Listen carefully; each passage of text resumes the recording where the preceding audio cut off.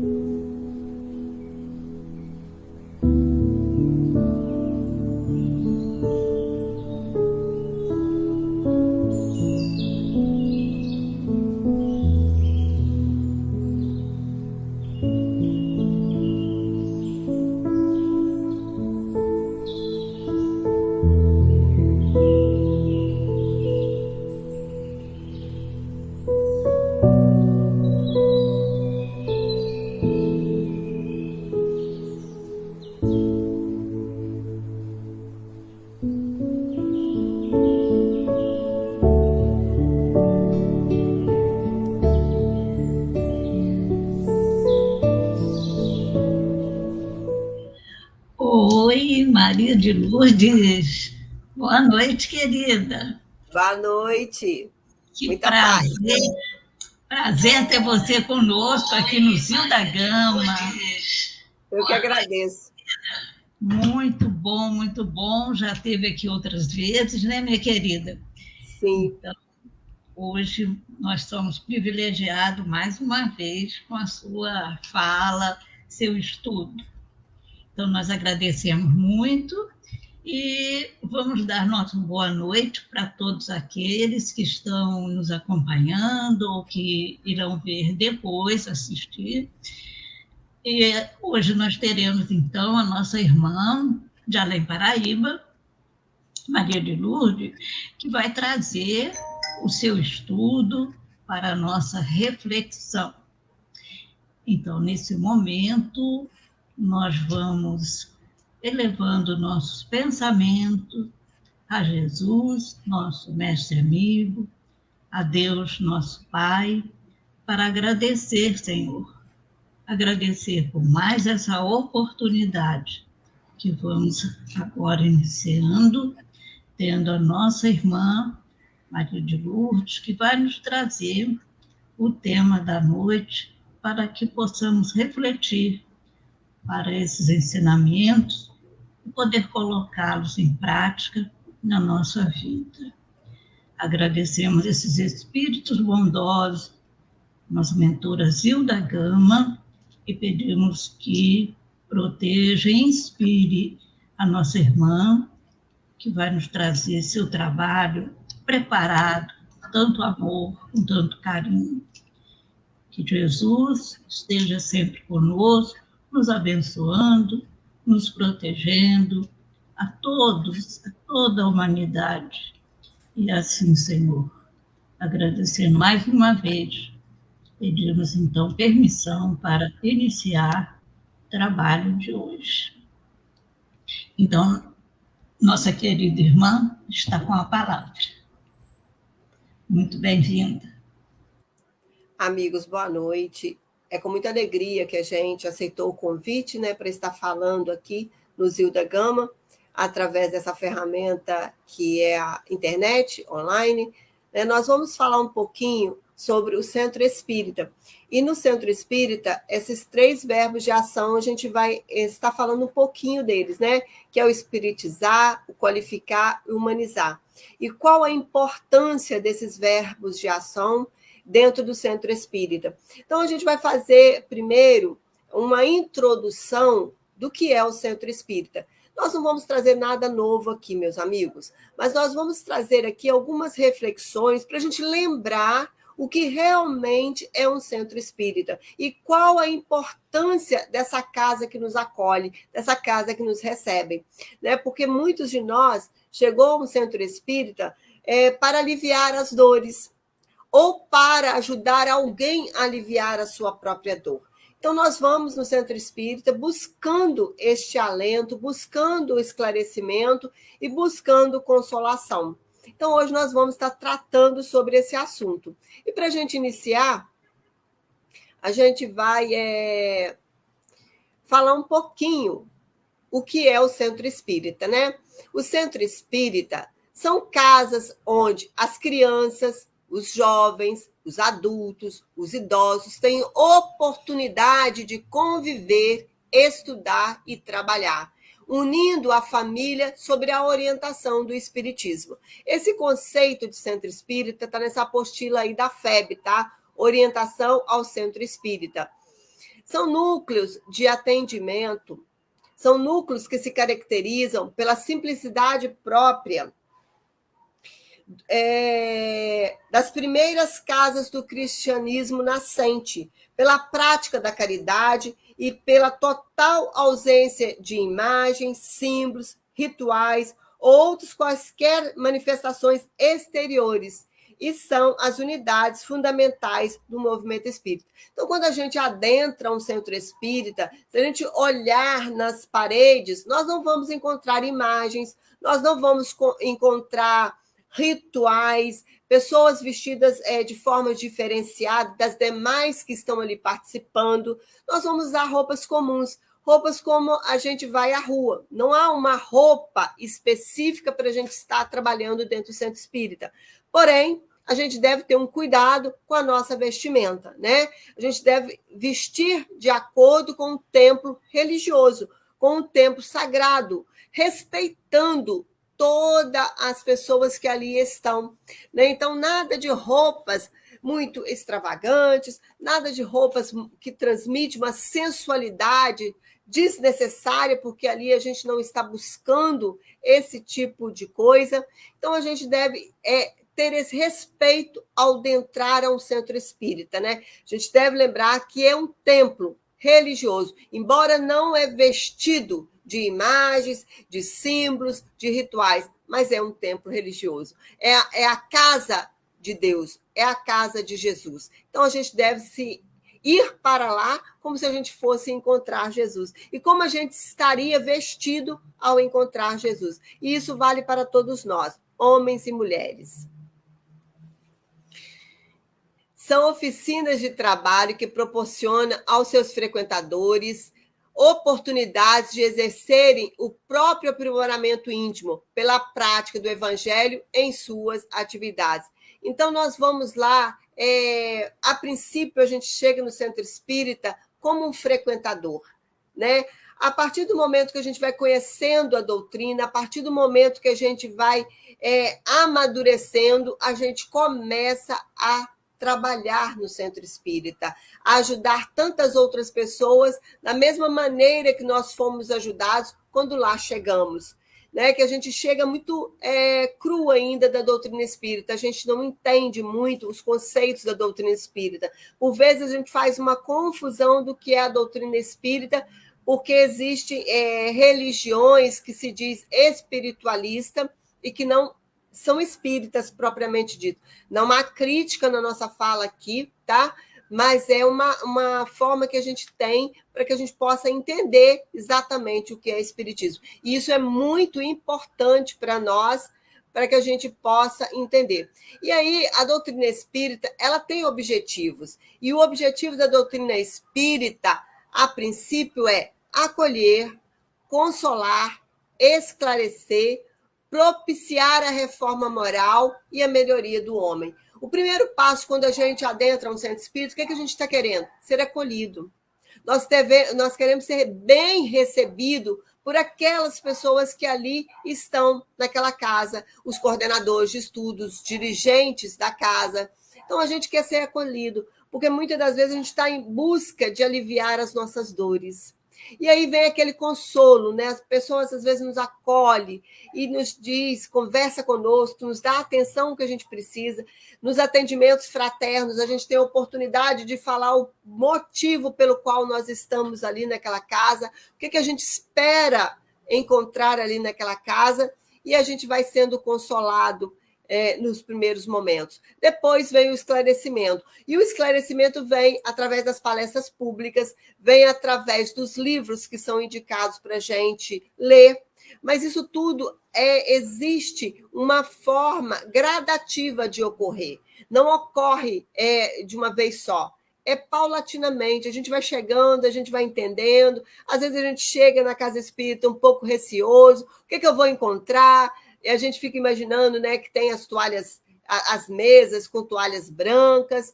E aí, quando chega, não tem nada disso. Tem até toalha, né? Mas não pelo ritual. Porque a mesa, às vezes, pede uma toalha, porque é uma mesa mais antiga, uma mesa mais velha, a gente coloca uma toalha ali para que fique uma boa apresentação. Mas não necessariamente existiria essa necessidade da toalha branca, né? Porque muitas pessoas falam, né? O espiritismo de Kardec, mesa branca. Então, e não é isso que a gente está buscando. Não é isso que o espiritismo oferta. Às vezes é uma forma que a pessoa tem de entender o que é o espiritismo e o que é as demais religiões espiritualistas. Depois, né, que a gente recebe o acolhimento, a consolação, o esclarecimento, a gente começa a trabalhar a reforma íntima, né? Porque tudo isso nos envolve a nos motivar a propiciar a nossa reforma íntima. A gente começa a entender os mecanismos da vida e a gente entende a necessidade de nos melhorarmos como pessoas, como seres humanos. E aí, quando a gente consegue entender isso, que a gente começa a trabalhar a nossa reforma moral, nossa reforma íntima, a gente é um homem melhorado. É um homem que a gente vai para o mundo diferenciado. Tanto é que muitas das pessoas que antigamente, né, tinha muito isso. Quando se dizia espírita, a gente tinha um conceito muito elevado, que eram pessoas de caráter mais retido, eram pessoas que tinham palavras que, como se falasse, sou espírita, é como se a gente assinasse uma promissória ali, dizendo, avalizando que o que a gente estava falando ali poderia dar fé. Então, no direito tem isso, né? Da fé. Uma pessoa que se diz da fé da sua palavra é uma pessoa honrada. Mas aí a gente vem trabalhando isso, né? Que a gente tem que ter uma conduta mais reta possível. Não somos perfeitos, tá? Nem todos que adentramos ao movimento espírita somos pessoas perfeitas ainda, mas nós estamos trabalhando para nos tornarmos pessoas perfeitas e honráveis. Então, o espiritismo ele vem nos falando, chamando a nossa responsabilidade para esses fatos. Então, cada vez mais que a gente vai conhecendo a doutrina espírita, a gente sente uma necessidade maior de nos melhorarmos como homens, como pessoas, cidadãos. Não só aquela pessoa que ali dentro do centro espírita é uma pessoa agradável, é uma pessoa amigável, e fora da casa espírita é uma pessoa que às vezes é azeda, é amarga, atende as pessoas rispidamente. Então, a gente vai procurando ser o que a gente é dentro da casa espírita na rua. A gente vai procurando ser a mesma pessoa, aquela mesma pessoa amigável, aquela mesma pessoa amável com todos que cruzarem o nosso caminho. E, sobretudo, gente, dentro da família. Dentro da família, o nosso desafio ele é muito grande. Então, a gente precisa ser dentro da família o que a gente é na casa espírita. A gente precisa ser aquela pessoa ali compreensiva, aquela pessoa tolerante, aquela pessoa caridosa, aquela pessoa gentil. É isso que o espiritismo nos convida, para fazer essa retrospecção para dentro de si. E aí nós trouxemos agora uma introdução lá do livro do Evangelho segundo o Espiritismo, para a gente entender um pouquinho sobre a doutrina, né? E que vai falar para a gente assim: para bem que se compreenderem algumas passagens dos evangelhos, necessário se faz conhecer o valor de muitas palavras neles frequentemente empregadas e que caracterizam o estado de costumes e da sociedade judia naquela época. Então, às vezes, tem muitas palavras que hoje não é usual para nós. Então, a gente precisa entender e estudar o Evangelho para a gente compreender o significado dessas palavras, porque senão a nossa interpretação pode ser errônea. E a gente precisa aproximar mais o nosso entendimento da verdade que o Cristo nos trouxe. Já não tendo essas palavras lá de trás o mesmo sentido que tinha no passado. Essas palavras foram com frequência mal interpretadas, causando isso uma espécie de incerteza. Então, quando a gente não entende o significado das palavras, por isso que quando a gente está estudando e tem uma palavra que a gente desconhece, a gente precisa recorrer ao dicionário para a gente entender. A gente precisa ter um estudo sequenciado para a gente entender o raciocínio, o pensamento de Kardec, para que a gente possa se aproximar o máximo, o mais próximo da verdade. A inteligência da significação delas explica ao demais o verdadeiro sentido de certas máximas que, à primeira vista, parecem singulares. Então, por exemplo, a gente precisa estudar o Evangelho para entender quem eram os samaritanos, qual era a importância que eles tinham na história daquela época, os nazarenos, quem eram os nazarenos, os publicanos, os portageiros. O portageiro, eu vou falar um pouquinho deles, né? Portageiros, a gente lendo assim, a gente fala assim, nossa, mas o que era portageiros? Nada mais é uma pessoa que ficava na entrada da cidade autorizando as pessoas a entrar. E para que as pessoas adentrassem a cidade, tinha que pagar uma certa quantia. Seria uma coisa como se fosse o pedágio hoje, né? Quando a gente vai viajar, tem os pedágios lá, a gente precisa pagar. E nas cidades também era dessa maneira. Tinha os portageiros que cobravam a nossa entrada para entrar em alguns locais.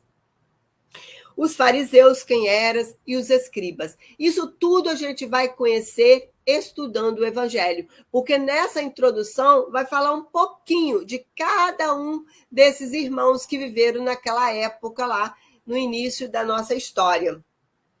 E nós trouxemos também uma informação do Livro dos Espíritos, que vai dizer: acrescentemos que o estudo de uma doutrina, qual a doutrina espírita, que nos lança de súbito numa ordem de coisas tão nova como grande, só pode ser feita com utilidade dos homens sérios, perseverantes, livres de prevenções e animados de firme e sincera vontade de chegar a algum resultado. Então, está lá na introdução do Livro dos Espíritos, no item 8. Então, meus amigos, um estudo, ele só é considerado sério quando a gente dá continuidade a ele, quando a gente tem uma regularidade em estudar. E aquele recolhimento individual. Então, a gente, quando vai estudar, a gente precisa estar ali imbuído de boa vontade para entender, com disposição para pesquisar, e por isso que a gente recomenda tanto o estudo em grupo nos centros espíritas, porque tem sempre alguém que sabe mais do que nós, alguém que já está estudando o Evangelho há mais tempo e que já conhece o significado de muitas máximas e que aí pode nos ajudar. Quando a gente começou a estudar o Livro dos Espíritos, e a gente lembra lá atrás, a gente fala assim, nossa, como eu tinha uma visão tão distorcida de determinados assuntos. E hoje a gente consegue compreender melhor. É claro que ainda precisamos de muito estudo para entender com mais facilidade alguns conceitos, algumas falas. Mas a cada novo estudo que a gente faz, a gente se aproxima mais da verdade e do esclarecimento.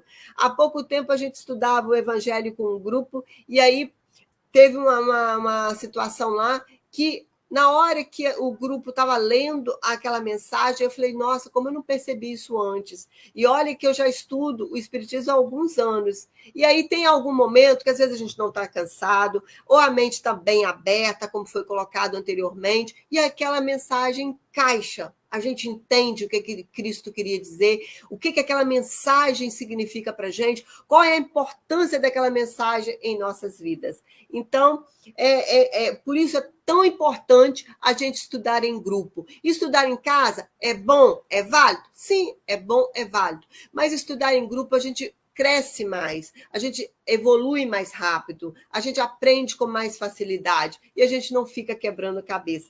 Então fica aí, né, um convite também para que a gente possa estudar em grupos dentro da casa espírita. E aí a gente traz, né, o que é a nossa proposta, né? o espiritizar, o qualificar na casa espírita. Então, observa que na imagem aí, dá para perceber que é um triângulo, né? É um triângulo equilátero. Por quê? Espiritizar, qualificar e humanizar. Nenhuma dessas palavras, nenhum desse verbo de ação, ele é mais importante do que o outro, mas ambos se completam, se complementam, né? Espiritizar, qualificar e humanizar. Porque se eu só me espiritizar, se eu entender demais de espiritismo e não me qualificar para trabalhar dentro de alguma tarefa dentro da casa espírita, dentro do movimento espírita, não vai fazer o efeito que se precisa ser. E eu me espiritizei, e eu me qualifiquei, mas não humanizei. Eu não sou aquela pessoa que sei receber alguém que chega dentro da casa espírita com problemas diversos, né? Porque a dor do outro não é igual à minha dor. A dor do outro pode ser para ele algo enorme. E, às vezes, a minha dor de uma unha encravada, para o outro ele tiraria de letra, mas eu não tiro. Então, eu preciso que quem me receba na casa espírita seja essa pessoa sensibilizada. E como serei sensibilizada? Quando eu estiver humanizada. No meio médico, na enfermagem, no meio hospitalar, da medicina propriamente dizendo, nós somos chamados a atenção quando a gente vai fazer algum curso de capacitação, quem estuda aí na saúde, quem trabalha na saúde, melhor dizendo, quem faz parte desse time aí da área da saúde sabe disso, que de vez em quando nos cursos de capacitação que a gente passa, nós somos chamados a atenção para esse humanizar. Porque o paciente que chega no centro, no hospital, ele chega cheio de dor. E aí, às vezes, quando eu vou atender esse paciente, eu chamo ele pelo número. Não, ele é uma pessoa que tem um nome, ele tem uma identidade. E aí eu vou levar isso para dentro do centro espírita agora. Aquele frequentador que está ali buscando um esclarecimento, ele é um ser humano, ele é uma pessoa individualizada.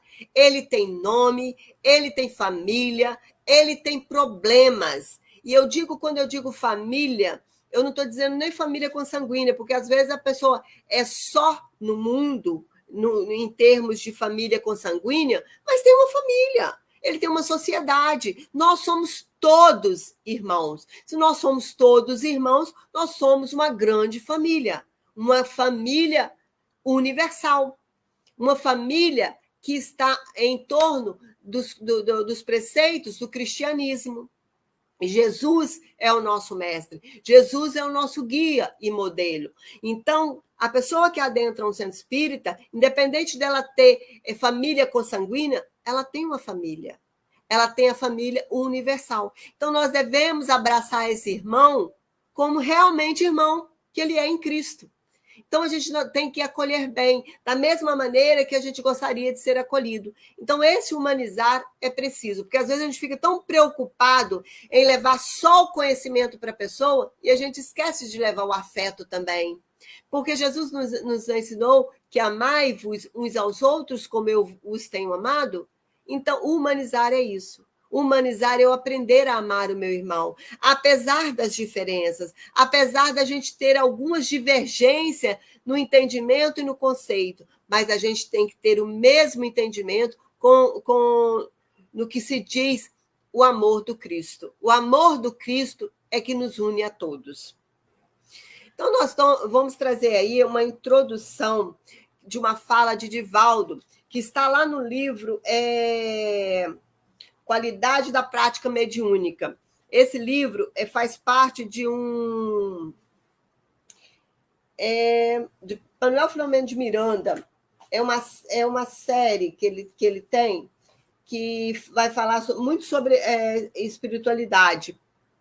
Então, Manuel Filomeno de Miranda, ele tem uma série falando sobre a mediunidade. E aí esse conceito de espiritizar e qualificar está nessa série de Manuel Filomeno de Miranda, por Divaldo. E esse espiritizar é uma fala de Joana de Ângeles. Então, Divaldo vai dizer para a gente assim, ó, Kardec há de ter pensado no centro espírita como uma célula viva e pulsante, lugar de trabalho para todos, de solidariedade entre todos, de tolerância para com todos, ou quem sabe nesse sentido moderno, como tem sido concebido pelos idealistas que vieram depois dele. Uma escola, uma oficina, um hospital de almas, um templo, simultaneamente, diferente das práticas de alguns distraídos ou equivocados que fazem do centro espírita um lugar onde se frequenta simplesmente para receber benefícios. Então, meus amigos, o centro espírita, ele é algo grandioso para todos nós, né? Ele é uma escola. Nós aprendemos muitas coisas dentro do centro espírita. Nós aprendemos como viver em sociedade. Nós aprendemos a questão da disciplina. A gente aprende a respeitar o outro. Então, é uma oficina de trabalho.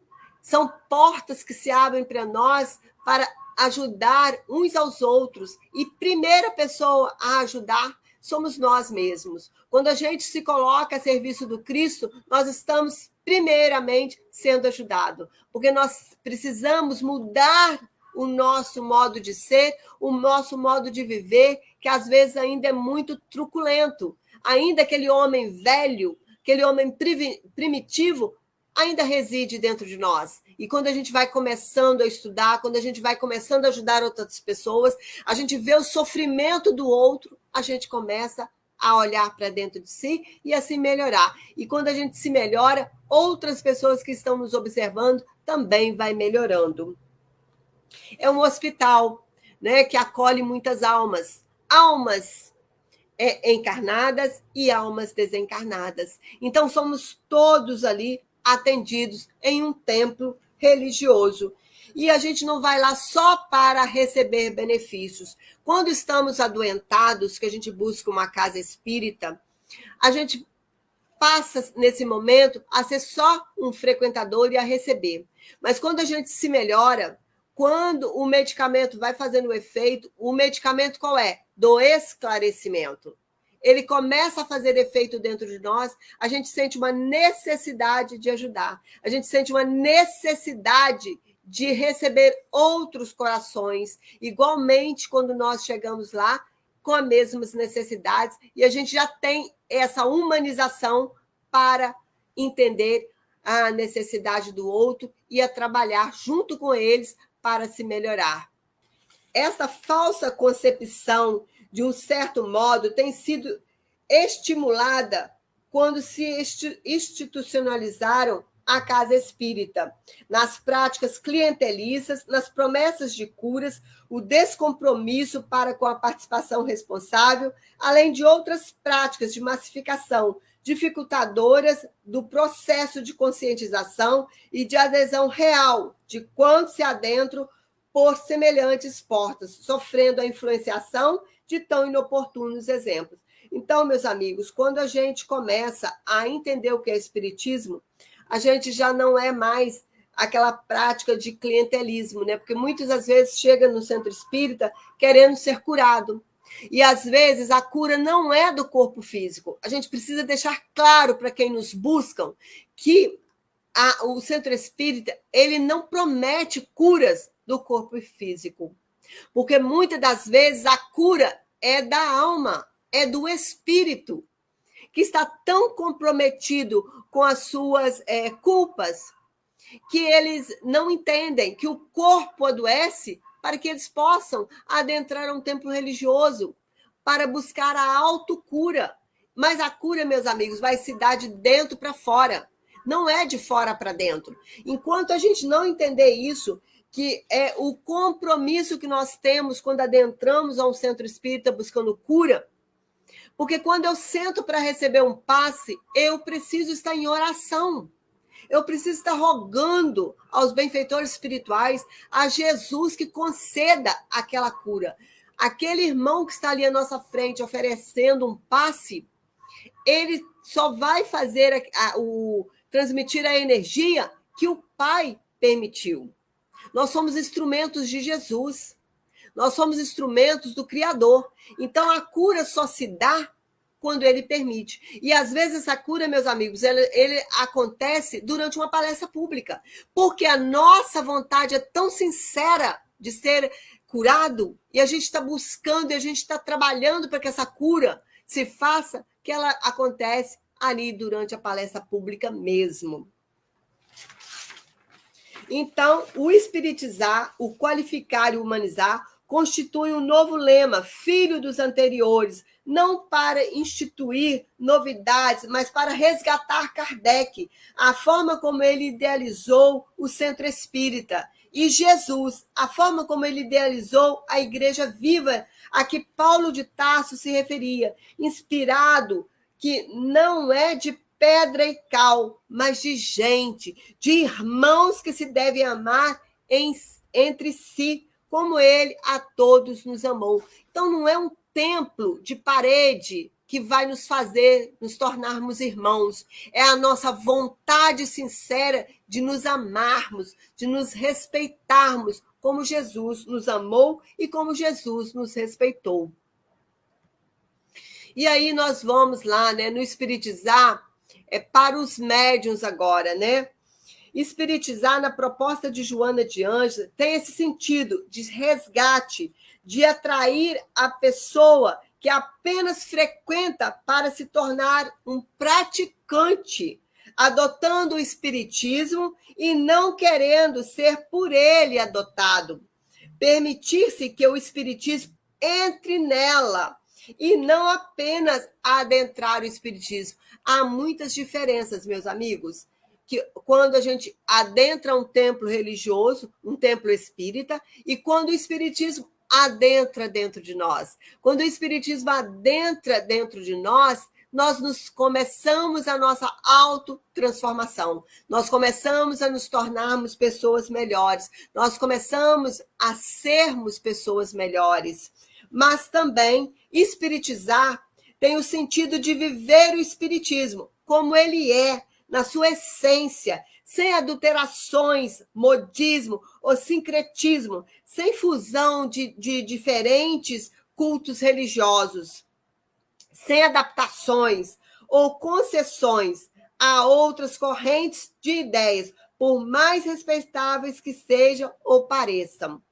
Existem propostas muito boas, mas no lugar onde elas estão, se transplantadas para o espiritismo, te perece, se perde, além de se asfixiarem o movimento espírita.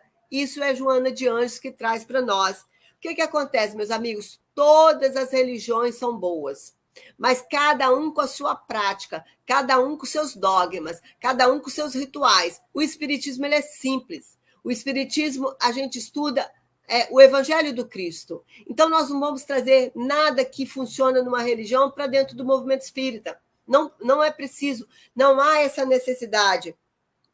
Então, a gente precisa manter firme a proposta de Kardec, né? Estudar o espiritismo de verdade. Por isso que a gente fala tanto das obras básicas, né? A necessidade da gente conhecer o Pentateuco kardeciano, para que a gente possa viver o espiritismo na sua simplicidade, sem trazer nenhuma prática, enxertando o espiritismo, né? Tem coisa que é muito funcional, aonde ele está. No espiritismo não funcionaria, porque a nossa prática ela é de simplicidade. Mas a imagem X, ela é muito interessante, ela é muito bonita, vamos trazer para o espiritismo. Não, nós não temos essa necessidade de ter imagem, porque nós acreditamos no Cristo. E o que importa para a gente é a nossa ligação com o Criador.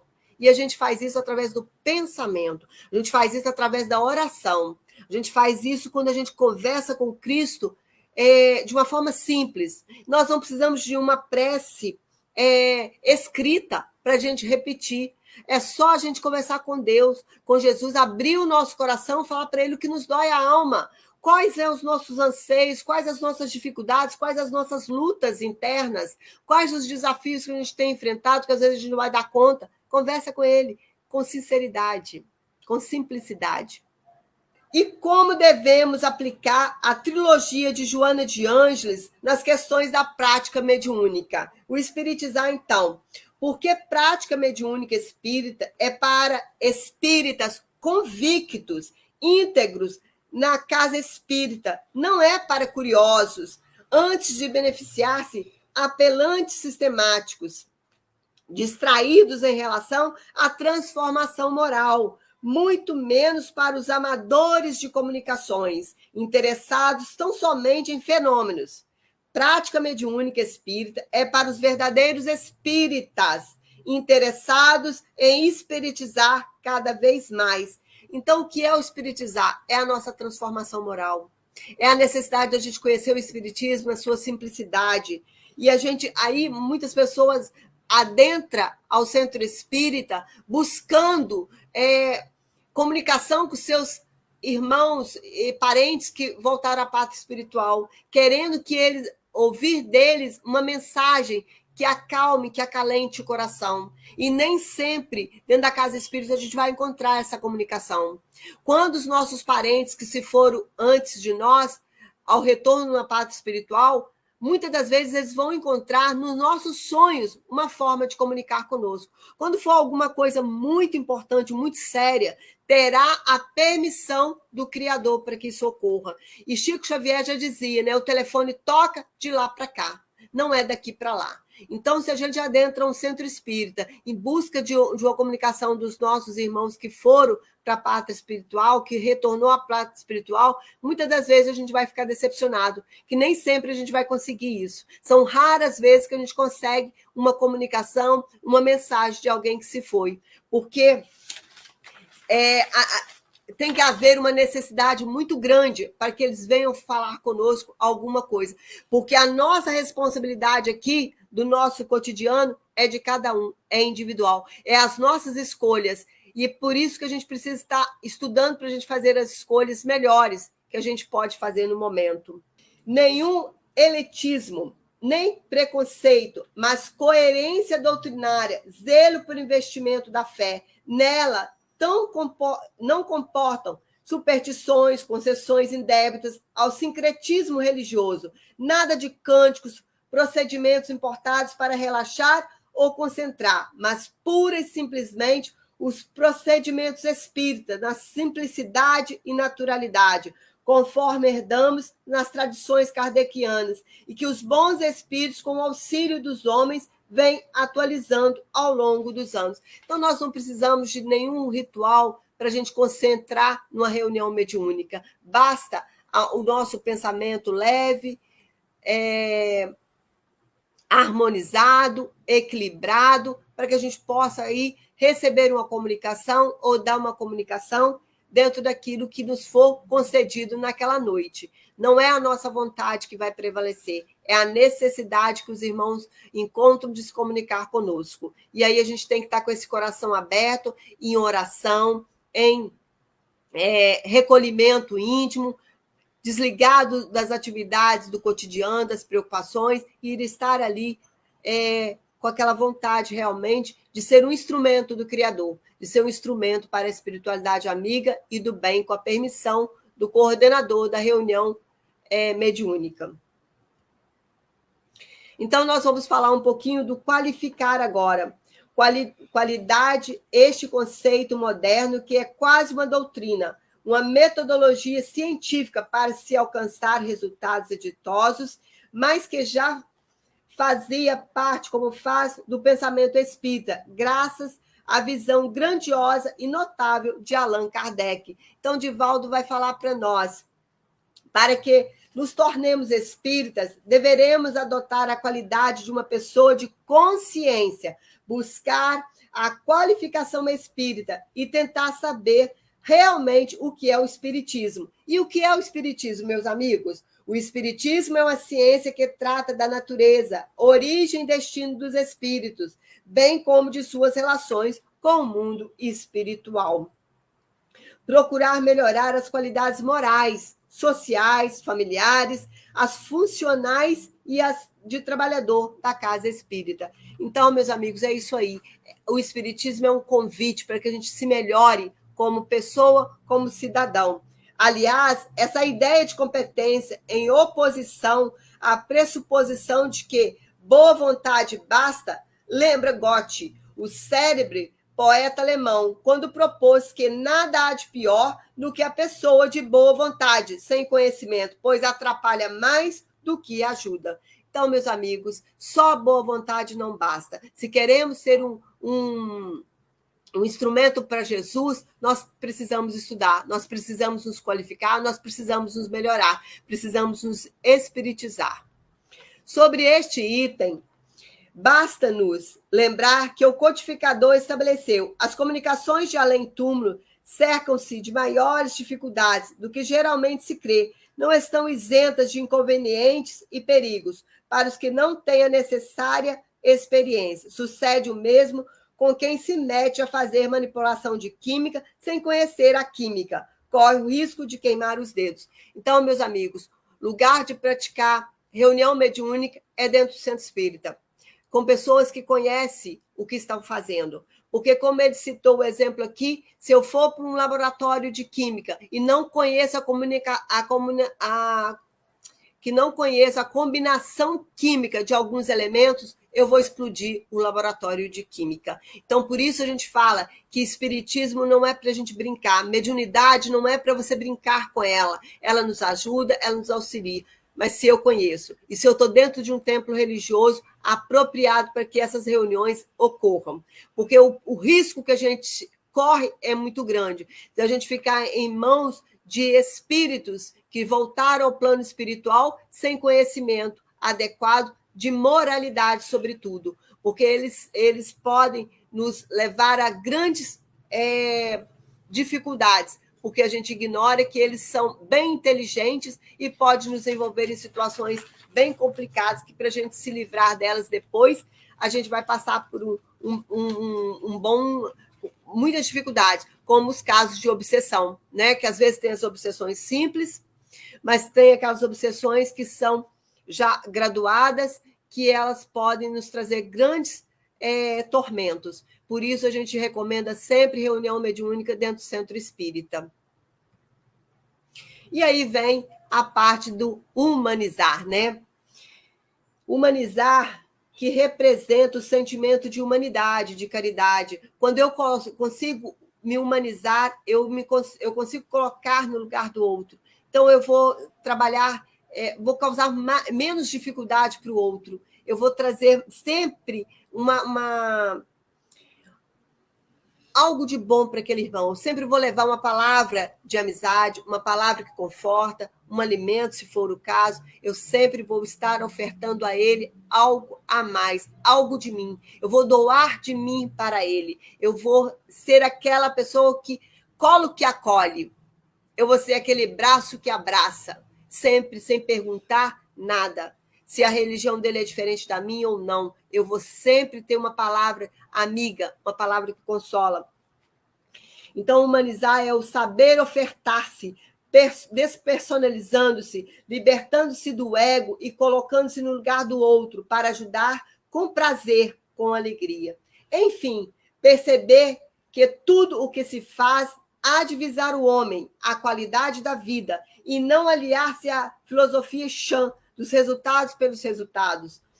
Humanizar reflete bem a solidariedade do lema de Kardec e a tolerância também, que não é a conivência, não sacrifica a verdade, nem o amor a nada e a ninguém. Então, meus amigos, humanizar significa solidariedade, é eu ser solidário àquela pessoa que está buscando alguma coisa. E às vezes a pessoa não está nem buscando, eu levo. Eu observo que ela está precisando e eu vou lá e oferto. Um copo de água, eu vou lá e oferto. É um ouvido que ela está precisando, eu vou lá e oferto o meu ouvido, para que ela possa se queixar, para que ela possa se libertar daquela mágoa, daquela dor que ela carrega consigo e que ninguém está tendo tolerância para escutá-la mais. De tão queixosa que ela é, as pessoas às vezes não querem. E às vezes a gente precisa ser isso. Então aí está, né, o lema de Kardec: trabalho, solidariedade e tolerância. Pestalozzi afirma que o êxito da educação é consequência de 3 elementos indissociáveis: o trabalho, a solidariedade e a perseverança. O último conceito, perseverança, Pestalozzi o escolhe porque entendia que o esforço de educar impõe ao educador as disciplinas da paciência, da determinação, de repetir a lição o quanto fosse necessário para fixá-la. E às vezes a gente depara com algumas pessoas que têm dificuldade de entendimento, né? De coisas tão básicas, às vezes tão banal, mas para ela não é básica, para ela não é banal. E a gente não quer repetir. E a gente aprende com a repetição. Hoje o que eu estou falando aqui, muitos já ouviram, mas pode ser que nesse momento a pessoa está com o terreno fértil e pode ser que algumas das palavras que foram ditas aqui, há aquele despertamento, há aquele momento que a gente desperta para a vida e que a gente passa a entender, a compreender melhor as máximas do Cristo. O último conceito de perseverança, Pestalozzi o escolhe porque entendia que o esforço de educar impõe ao educador as disciplinas da paciência, da determinação de repetir a lição o quanto fosse necessário para fixá-la. A gente acabou repetindo porque isso é muito importante, né?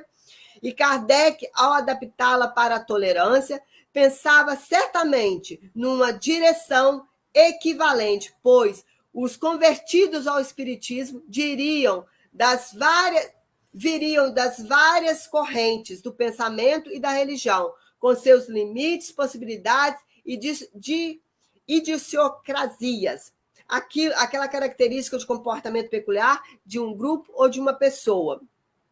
E iriam precisar de tolerância recíproca para se ajustarem à ideia nova que estariam interessados em construir a ela se vincular-se. No entanto, no entendimento de Divaldo, as duas propostas, a de Kardec e a de Pestalozzi, representam um convite à união. A união, afirma ele, a solidariedade é o passo que leva a imediato à união. Os espíritas devem se unir consoante a recomendação de Jesus, no sentido de formarem um feixe de vara invencível, pois jamais poderia ser quebrado, enquanto um conjunto forma uma unidade. Então, meus amigos, quando a gente tiver os mesmos pensamentos unidos em um único pensamento, nós seremos fortes, o movimento espírita será forte, porque um feixe de vara, pega aqueles filetinhos de vara de churrasco, tenta quebrar aquele montinho junto, não quebra. Agora, você pega uma varetinha daquela ali, quebra facilmente. E o movimento espírita precisa disso, de união. Nós precisamos estarmos unidos. E assim, meus amigos, eu encerro o meu trabalho aqui. Próximo slide seria uma música, não sei se daria para tocar, que vai falar sobre a humanidade. Ela vai dizer o seguinte: humanizar nossas ações, humanizar nossos corações. Humanizar para crescer, humanizar, individuar o ser, humanizar, ter atitudes de amor e não deixar morrer o amor. E aí eu agradeço a todos pela presença, pela participação, agradeço ao Zilda Gama por nos ter proporcionado esse momento de reflexão, que a gente, a cada palavra que a gente leva aos irmãos, a gente também reflete sobre ela, a gente é o mais beneficiado e a gente aprende muito mais. Vamos ver se a música toca. Acho que não. Então, muita paz, que Jesus abençoe a todos nós. Oi, querida irmã, foi muito bonito a sua explanação, nos fazendo recordar vários pontos importantíssimos na doutrina espírita, não é? E o finalzinho aí, gratidão e muita luz. Maravilhoso. Tenho certeza que todas as pessoas se sentiram muito até reforçada no estudo, que é muito importante, conforme você trouxe para nós. Okay? Muito obrigada mesmo, tá? Leva nosso abraço, nosso carinho. E nesse momento, então, nós convidamos a todos para continuarmos nosso pensamento elevado, desde que nós estávamos ouvindo o seu estudo, nos fazendo refletir em muitos pontos importantíssimos para a nossa vida e para recordarmos a importância do estudo na doutrina espírita. Então, vamos conversar com Jesus, nosso mestre amigo, com Deus, nosso Pai, e agradecer pelos momentos de aprendizado, pelos momentos que aqui passamos, recebendo as bênçãos de quando estamos ouvindo uma palestra, os espíritos estão nos abençoando, nos auxiliando. E assim, Senhor, depois de tanto recebermos, nós também vamos nos unir para enviar nossas vibrações para os irmãos que estão necessitados de coragem, de força nas suas dificuldades, nas suas provações. Aos espíritos também que estiveram conosco, uns aprendendo como nós, outros nos inspirando para estarmos de coração aberto, recebendo essas energias positivas para enfrentarmos todas as nossas dificuldades. Agradecendo a nossa mentora Zilda Gama, que inspirou nossa irmã, trazendo esse trabalho tão importante. Obrigado, Senhor. Obrigado a todos que estão conosco e pedimos, nos abençoe, Senhor. Que assim seja, graças a Deus. Então, minha querida, um abraço muito grande e um agradecimento profundo. Fica Obrigada. com Deus. Que Jesus nos abençoe. Tchau. Amém. Tchau.